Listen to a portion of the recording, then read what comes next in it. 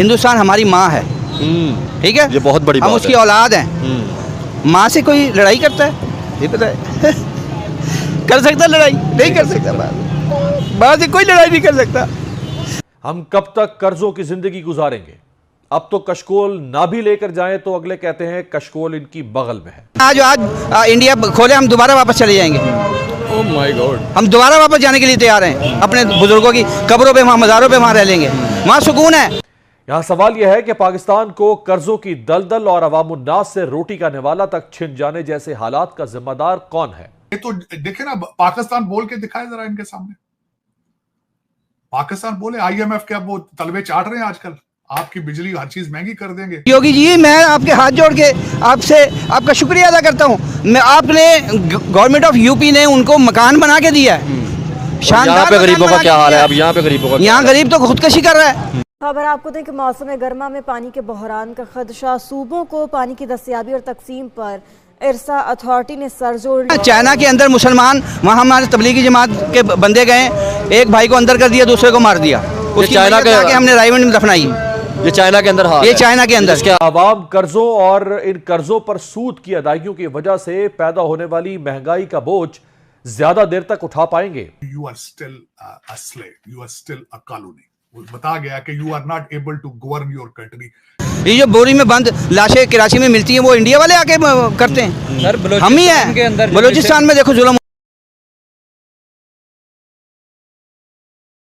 Sir देखें, बात यह है, ईमानदारी की बात करनी चाहिए। ईमानदारी की बात, बिल्कुल।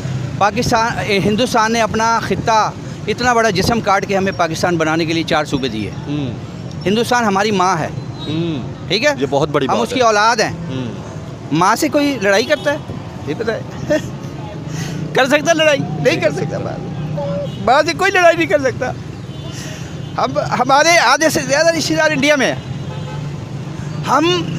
हमारे वहाँ रिश्तेदार पता नहीं कितने मर गए, मेरे अजीज मर गए, हम जनाजे में नहीं जा सकते।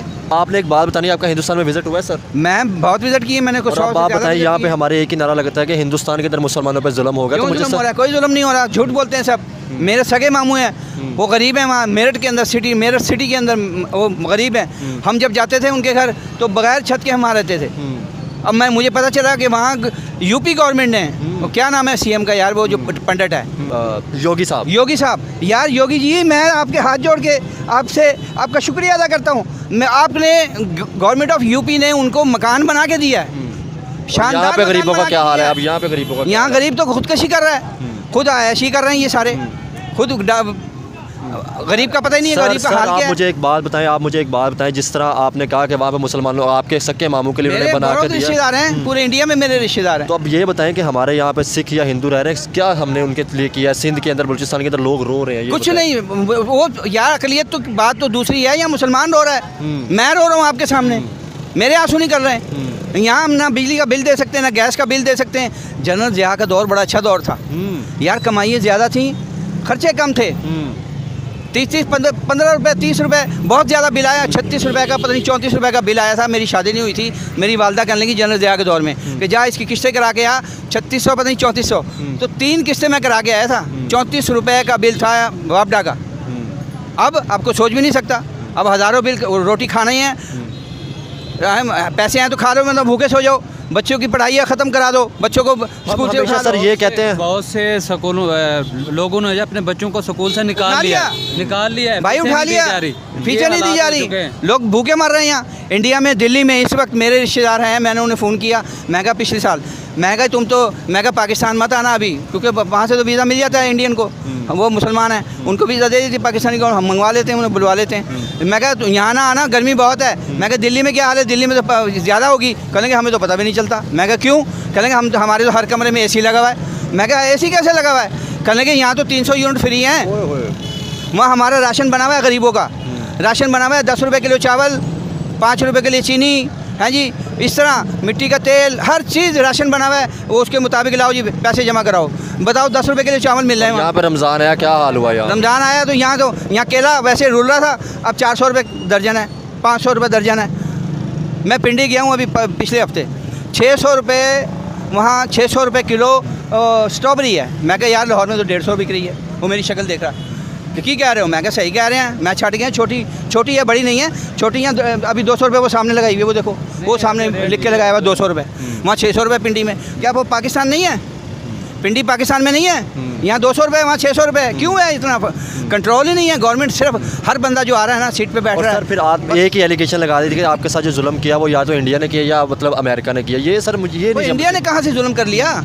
ये जो बोरी में बंद लाशें कराची में मिलती हैं वो इंडिया वाले आके करते हैं, सर हम ही हैं। बलूचिस्तान में देखो जुल्म हो रहे हैं, ग्वादर में जुल्म हो रहे हैं। जो अपने अवाम की हकूक़ की बात करता है उसको पकड़ के ले जाते हैं, उसको उठा के ले जाते हैं। यहाँ जो दीन की बात करेगा, जो पाकिस्तान की वफादारी की बात करेगा, जो यहाँ अपना अवाम की फ़ायदे की फलाह बहबूद की बात करेगा, उसको नवाज शरीफ की तरह उठा के बाहर फेंक दिया जाता है। और जो ये कहता है कि आप हिंदुस्तान के साथ तल्लुकात बेहतर कर ले उसको भी गद्दार बोल दिया। वो भी गद्दार, वही ये भी गद्दार है। एनमी लाओ हुकूमत से है, वो आवाम की बात कर रहा है। भाई हमारे जब तक इंडिया से रिलेशन अच्छे नहीं होंगे पाकिस्तान नहीं तरक्की कर सकता।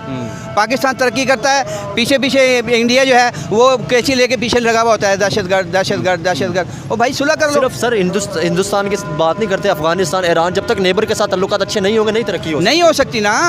अवाम का तो सोच ही कोई नहीं ना रहा, अवाम का कोई नहीं सोच रहा। आप मुझे ये बताएं, बहुत बड़ी बात मैं कहने लगा हूँ, हमने हमेशा ये कहा कि हिंदुस्तान के अंदर मुसलमानों पर जुल्म रहा है, ठीक है, वहाँ पे मस्जिदों के अंदर पाबंदी है, तो ये बताएं चाइना के अंदर क्यों नहीं बात करते जहाँ पे मुसलमानों पे चाइना के अंदर मुसलमान, वहाँ हमारे तबलीगी जमात के बंदे गए, एक भाई को अंदर कर दिया, दूसरे को मार दिया। उसकी चाइना के हमने रायवंड में दफनाई। ये चाइना के अंदर, हाँ, ये चाइना के अंदर वो कहते हैं तबलीग नहीं करनी है पाकिस्तान की, मुसलमानों को मारा जा रहा है, मुसलमानों को तो जुल्म हो रहा है, कुरान नहीं पढ़ सकते, मीनार नहीं बना सकते, मीनार नहीं बना सकते, मस्जिदें बंद हैं, ताले लगे हुए। इंडिया में और करोड़ों मस्जिदें हैं, सब में इबादतें भी हो रही हैं, नमाज़ें भी पढ़ी जा रही हैं। और फिर सबसे बड़ी बात मैं पाकिस्तानी अवाम को ये बताना चाहता हूँ कि हमारी ईद हो, बकरा ईद हो, मुहर्रम हो, ईद मिलादुन नबी हो, 12 रबीउल अव्वल हो, सरकारी छुट्टी होती है, सरकारी। गवर्नमेंट ऑफ इंडिया, मोदी ने वहाँ सरकारी छुट्टी दी हुई है। हम कहते हैं इंडिया पाकिस्तान के मुसलमान तो बड़े खुश हैं। मैं अभी फ़ोन करके आपको बात करवा देता हूँ, मेरे पास सारे नंबर हैं, अभी बात करें। वो कहते हैं हम तो खुश हैं भाई, तुम पाकिस्तान में रहो। हम फ़ोन करते तो नहीं सर। अब तो वो ये लोग कहते हैं कि शुक्र है हमारे बड़े पाकिस्तानी गिने, तो आज भी हम भी कटोरा लेकर हम अच्छे रह गए भाई, नहीं गए हम यहाँ फंसे में। हम तो कह रहे हैं आज इंडिया खोले, हम दोबारा वापस चले जाएंगे। ओह माय गॉड, हम दोबारा वापस जाने के लिए तैयार हैं।